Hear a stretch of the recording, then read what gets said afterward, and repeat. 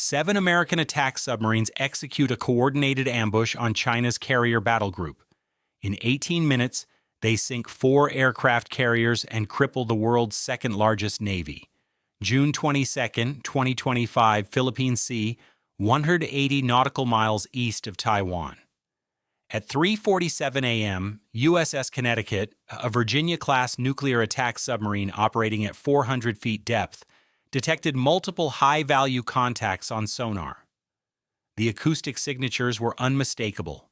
4 aircraft carriers, China's entire operational carrier fleet, were transiting together as part of a massive show of force intended to intimidate Taiwan and demonstrate Chinese naval dominance.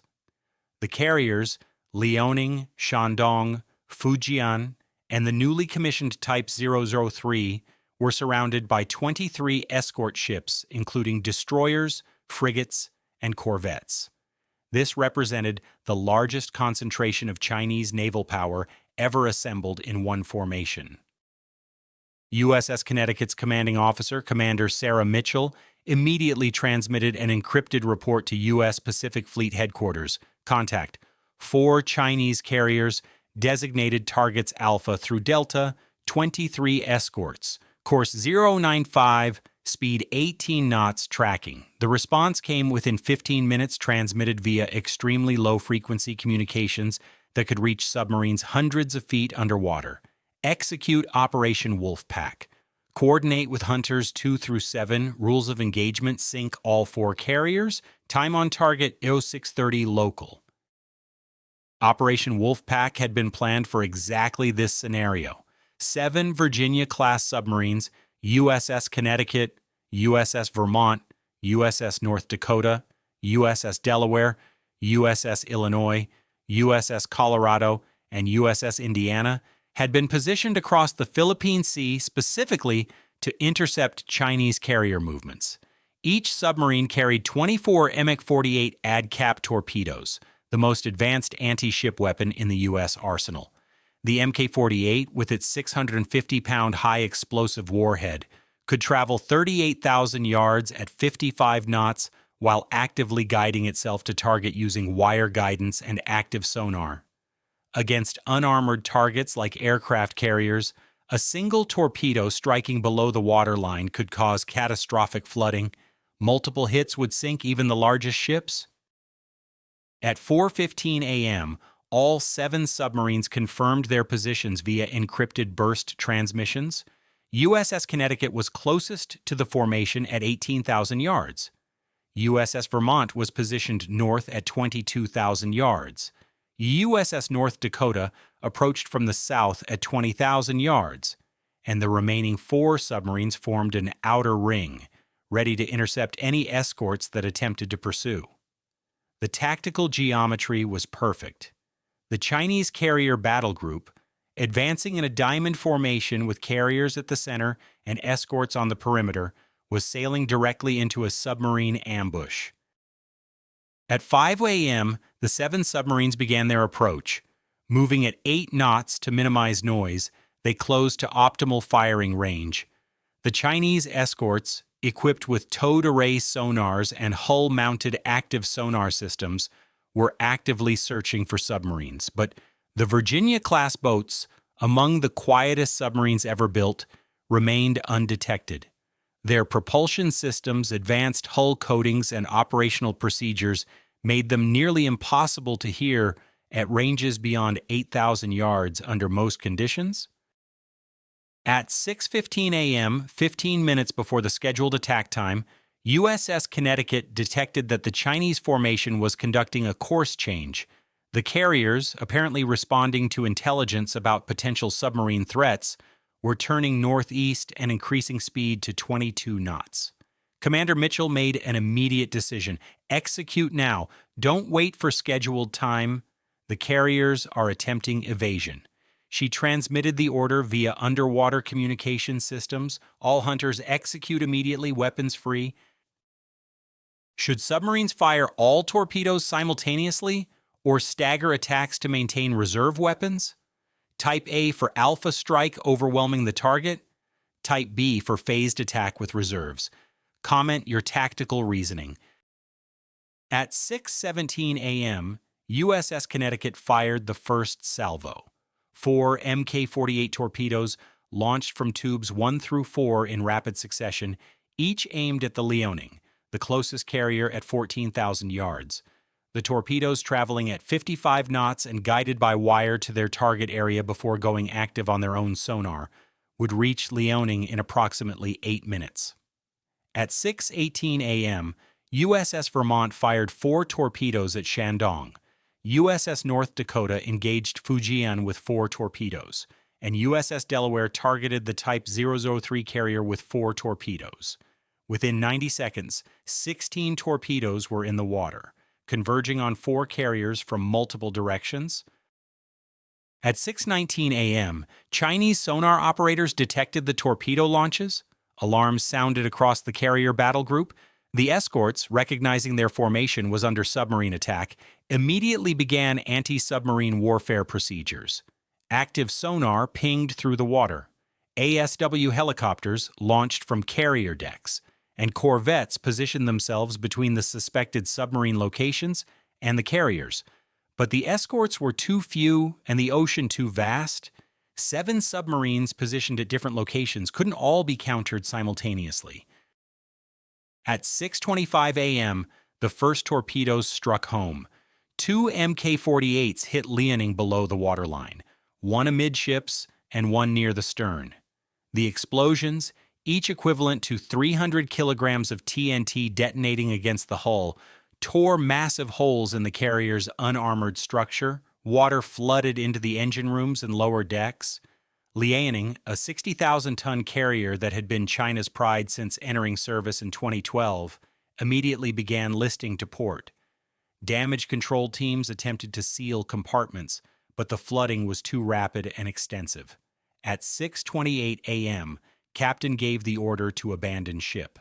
Liaoning, with over 2,000 crew members still aboard, was sinking. At 6:26 a.m., Shandong was hit by 3 torpedoes in quick succession. The explosions, occurring along a 200-foot section of the hull, broke the carrier's keel. The ship, already weakened by structural stress from decades of suboptimal Chinese metallurgy, literally broke in half. Shandong sank in under 4 minutes, so quickly that most of her 2,500 crew had no time to reach life rafts. The carrier, which had represented China's first domestically built carrier, went down bow first with her propellers still turning. Subscribe to Navy Mission now for the most detailed submarine warfare coverage available. This is analysis that reveals undersea combat reality. At 6:27 a.m., Fujian, the most advanced carrier in China's fleet with electromagnetic catapults and stealth characteristics, was struck by 2 torpedoes. The carrier's damage control systems, more advanced than earlier vessels, initially contained the flooding, but at 6:29 a.m., a 3rd torpedo struck the same section of hull, overwhelming the bulkheads. Fujian, which had cost over $6 billion and represented China's technological advancement, began sinking stern first. Her crew, better trained than earlier carriers' crews, managed more orderly evacuation, but the carrier was lost. At 6:28 a.m., the Type 003, China's newest and largest carrier at 85,000 tons, was hit by 3 torpedoes. The massive ship, designed to operate aircraft comparable to American carriers, absorbed the damage initially. Watertight compartments sealed, pumps activated, and for several minutes it appeared Type 003 might survive. But at 6:31 a.m., USS Delaware fired a second salvo of 4 torpedoes. All 4 struck the carrier's port side in a concentrated area, creating a single massive breach. Type 003, flooding uncontrollably, capsized at 6:38 a.m., trapping over 1,000 crew members inside. By 6:35 a.m., 18 minutes after the first torpedo launch, all 4 Chinese aircraft carriers were sinking or had already sunk.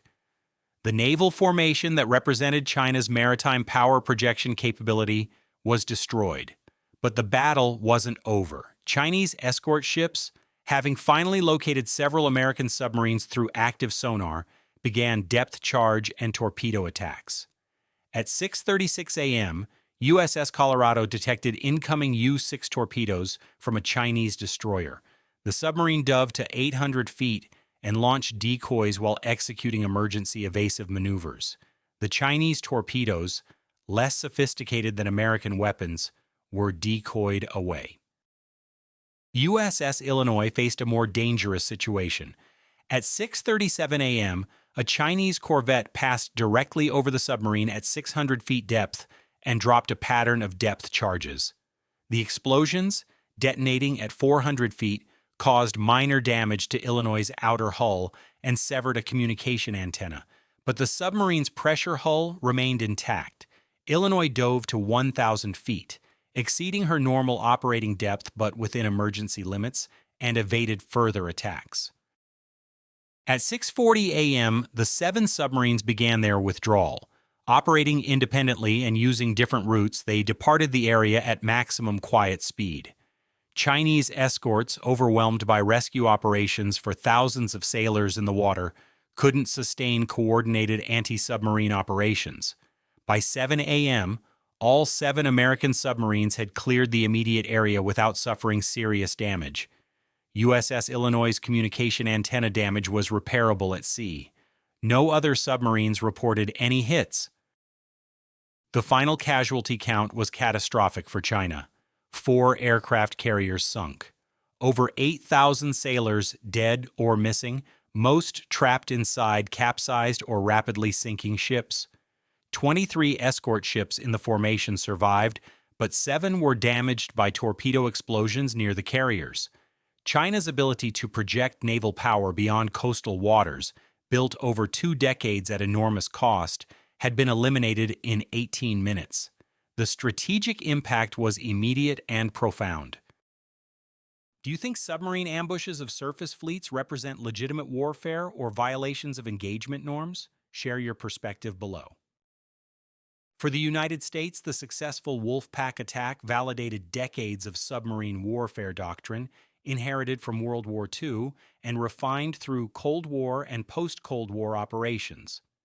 The Virginia-class submarines had operated exactly as designed. Undetected approach, coordinated attack, overwhelming firepower, and successful evasion despite counterattacks. The 7 submarines would all return to port over the following week, their crews receiving heroes' welcomes despite the classified nature of much of the operation. For China, June 22nd became the worst naval disaster in the nation's history. The loss of 4 carriers, each representing years of construction and billions in investment, couldn't be quickly replaced. China's shipyards, while capable of building carriers, required 5 to 7 years per vessel. Replacing 4 carriers would take decades and cost over $30 billion. More critically, the psychological impact was severe. If American submarines could sink 4 carriers escorted by 23 warships, China's Navy was fundamentally vulnerable to undersea threats it couldn't counter. Beijing's response was fury tempered by recognition of military reality. Official statements condemned American submarine warfare as piracy and terrorism, claims that international observers dismissed as propaganda. China had been conducting what was essentially a military exercise threatening Taiwan. American submarines had responded to a legitimate military threat. Under international law, the engagement was lawful. Within a week, Chinese propaganda shifted from blaming America to claiming the carriers had been sacrificed as part of a strategy that achieved other objectives, a narrative that convinced no one. The families of the 8,000 Chinese sailors lost faced a tragedy compounded by government secrecy. Official notifications were delayed for days as authorities struggled to confirm casualties from ships that had sunk so rapidly. Many bodies were never recovered, lost in water over 4,000 meters deep. Families received limited information and minimal support. The sailors who died, many of them young conscripts, were buried quietly. Their sacrifice, intended to demonstrate Chinese power, instead exposed vulnerability. Strategically, the engagement reshaped the Pacific balance of power. Taiwan, which had faced imminent threat from the carrier battle group, was suddenly secure.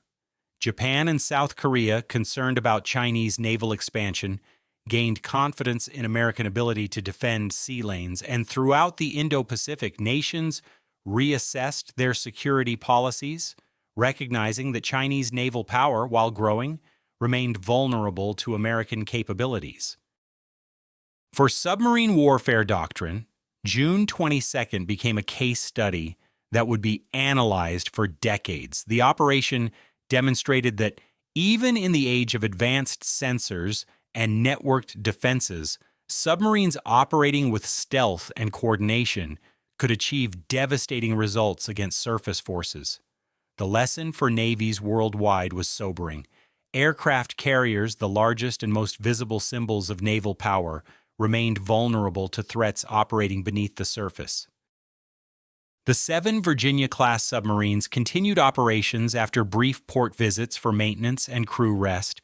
Their commanders received classified awards and promotions. Their crews returned to patrol duties, knowing they had participated in one of history's most significant naval engagements.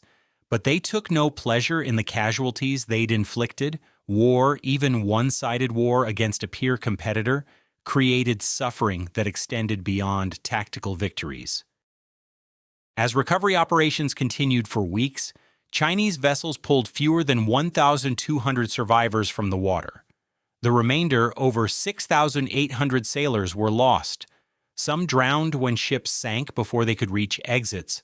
Others died from injuries sustained in torpedo explosions, and many succumbed to exhaustion and hypothermia after hours in the water awaiting rescue that came too late. The Philippine Sea became a graveyard, marking where China's carrier fleet had been destroyed in 18 minutes. Now I want 3 perspectives from you. First, does submarine warfare against carriers represent a viable strategy in modern conflict, or are carriers' defensive capabilities underestimated in this scenario? Second, what are the strategic implications of a nation losing its entire carrier fleet in a single engagement? Third, should submarines operating in peacetime be permitted to position for wartime ambushes, or does this constitute escalation? Comment your detailed strategic analysis below. Your insights drive the conversations we have on Navy Mission, and if this breakdown of the most devastating submarine attack since World War II gave you new understanding of undersea warfare, prove it by hitting that like button, subscribing to Navy Mission, and turning on notifications. Until next time, stay silent, stay deep, and remember that the deadliest threats are those you never see coming.